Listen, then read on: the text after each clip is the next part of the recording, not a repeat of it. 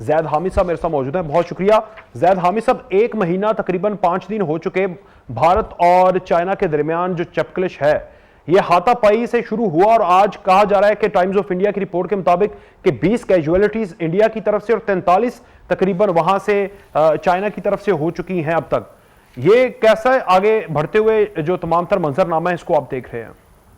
वकास, ये जो कुछ लद्दाख में हो रहा था पिछले 1.5 महीने से, हर एनालिस्ट इस बात को जानता था कि एक बारूद का ढेर है, किसी भी लम्हे कोई भी चिंगारी इसको धमाके से उड़ा देगी। और आज वो चिंगारी इसको लग गई।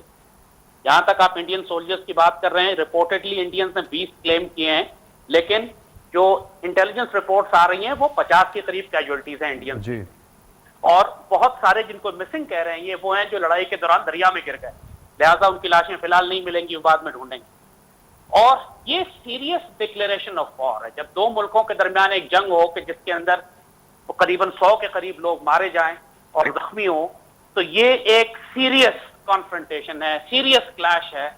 और इसके बाद दोनों हुकूमतों के लिए इज्जत का मसला भी बन जाता है, एक इंटरनेशनल रेपुटेशन का मसला है, इंटरनेशनल क्रेडिबिलिटी का मसला है। बहुत सारे फैक्टर्स इन्वॉल्व हो जाते हैं कि जहां पे आप बैक ऑफ नहीं कर सकते, आप पीछे नहीं हट सकते, आप कमजोरी नहीं दिखा सकते। और खास इस वक्त चाइना डोमिनेंट पोजीशन, इंडिया घेरा हुआ है क्योंकि एक तरफ पाकिस्तान के साथ उसकी लाइन ऑफ कंट्रोल पे जबरदस्त झड़पें रोज हो रही हैं, नेपाल के साथ उसकी झड़पें तकरीबन शुरू होने वाली हैं, हो चुकी, कई मारे भी गए इंडियंस भी।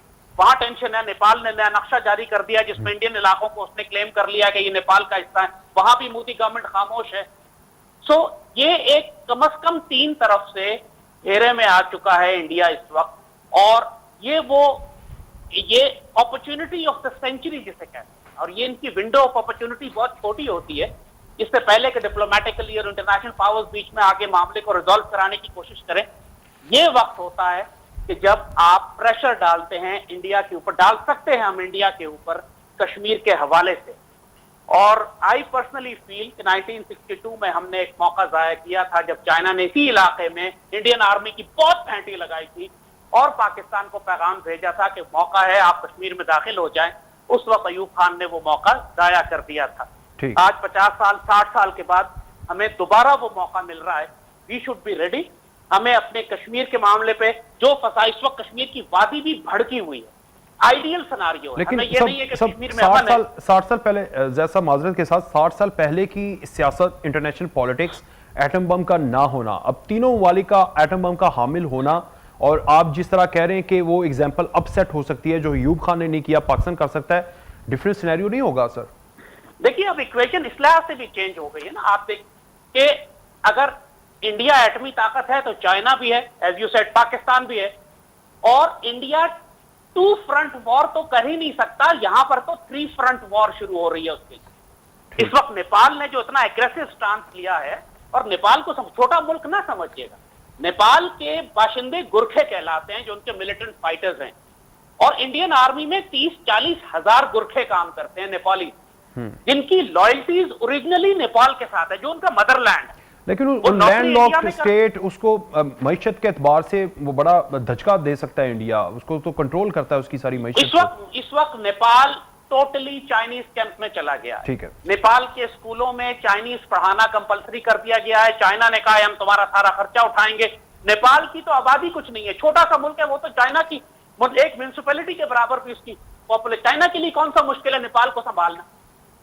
तो और नेपाली गुरखे जो हैं 40-50 हजार जो इंडियन आर्मी में काम करते हैं, उन सारों के साथ वही कटिंग एज है। गुरखे और सिख ये दो तो इंडियन आर्मी की कटिंग एज है। तो आप इन गुरखों के साथ नेपाल के खिलाफ कैसे लड़ सकते हैं?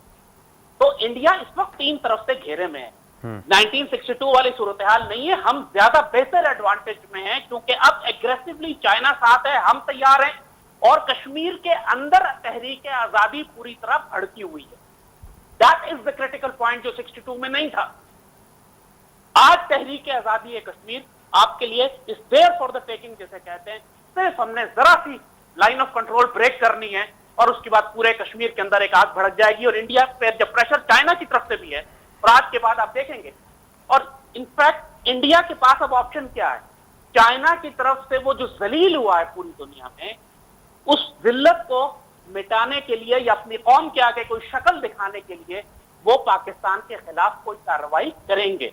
अच्छा सर, इस वक्त जो इंडिया 3 महाज के ऊपर नेपाल ने नक्शा जारी कर दिया, चाइना के साथ चपकलिश है, पाकिस्तान के साथ भी है जो है, अब मोदी की जो सियासत है वो चलती ही इन तमाम तर महाजों के ऊपर खेल कर थी। 5 अगस्त के बाद जो मोदी की पॉपुलैरिटी इंडिया के अंदर है, उसकी अपनी जमात और दीगर जो एंटी पाकिस्तान सेगमेंट है उसके अंदर बड़ी ज्यादा बढ़ी है। अब के बाद आप उसकी सियासत को कैसे देख रहे हैं आइंदा आने वाले सालों के अंदर, और कांग्रेस की पोजीशन वहां पर क्या बेहतर हो सकती है, क्योंकि वो इन तमाम तर राइट्स के और तमाम तर चीजों के खिलाफ हैं जो इंडिया कर रहा है इस वक्त मोदी की नहीं वकास, यही बात आपने मैंने जुमला कहा है कि इंडिया के पास, मोदी के पास अब सिर्फ एक रास्ता रह गया है, कोई मिलिट्री विक्ट्री हासिल करे जिससे ये अपनी क्रेडिबिलिटी और इज्जत को बचा सके, और उसको सोनली सॉफ्ट कॉर्नर जो मिलता है, जो सॉफ्ट फ्लैंक उसको मिल रहा है, वो पाकिस्तान। ठीक, वो पाकिस्तान के खिलाफ एक टेरिटोरियल गेन अगर कर लेता है, अगर 2-4 किलोमीटर का इलाका भी घेर लेता है, कोई बॉर्डर ब्रीच कर देता है, कोई में डैमेज कर देता है, नुकसान पहुंचाता है हमें सीरियसली, तो वो अपनी इज्जत और क्रेडिबिलिटी को दोबारा बहाल करने की कोशिश इस तरीके से कर सकता है, और कोई रास्ता उसके पास अब नहीं।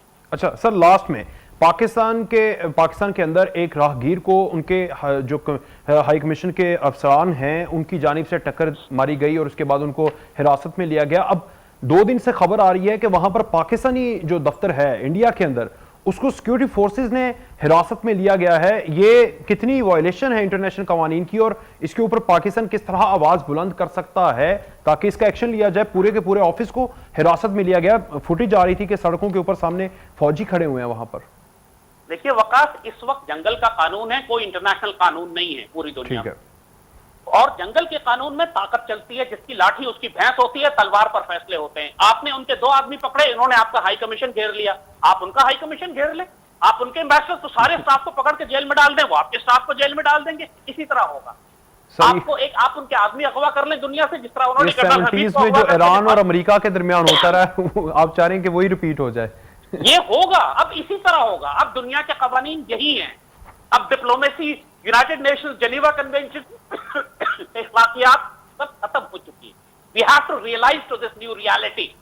अब मुक्कों से, लातों से, जिस तरह लड़ाई चाइना की इनकी हुई है, गोलियां नहीं चली यहाँ पर जी। इन्होंने पुराने स्टोन एज पत्थर के दौर की तरह लड़ाई की है, पत्थरों से और एक दूसरे को चाकुओं से और खंजरों से मारा है, पता नहीं तीर कमान भी इस्तेमाल किए होंगे शायद।